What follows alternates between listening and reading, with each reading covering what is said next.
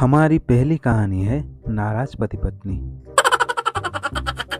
एक पति पत्नी आपस में नाराज थे।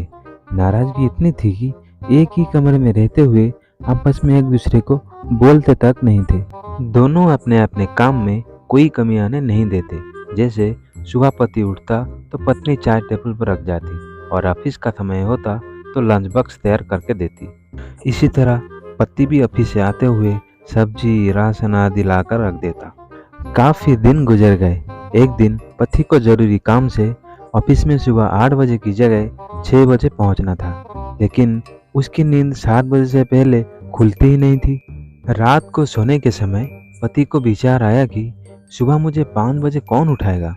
पति के दिमाग में एक उपाय आया और वो पर्ची अपनी पत्नी का नाम लिखने लगा। देखो मीना, मुझे सुबह ऑफिस जल्दी जाना है, इसलिए मुझे 5 बजे जगा देना। इसी तरह पर्ची लिखकर वो अपने पत्नी के बेड पर रख आया और बेफिक्र होकर सो गया।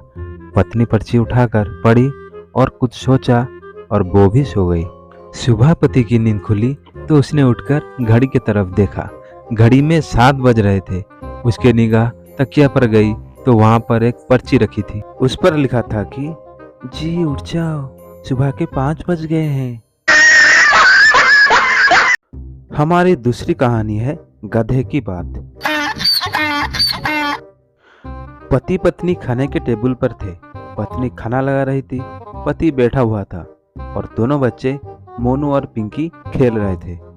पति पत्नी से, आज मैं ऑफिस से आ रहा था कि एक गधा, तभी पीछे से मोनू की आवाज आई, मम्मी देखो पिंकी ने मेरी कपी फाड़ दी। मम्मी, कोई बात नहीं बेटे, मैं दूसरा कपी ला दूंगी।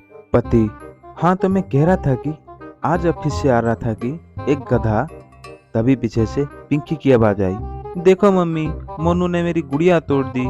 पत्नी गुस्से से, तुम दोनों भगवान के लिए चुप हो जाओ, पहले मुझे गधे की बात सुनने दो।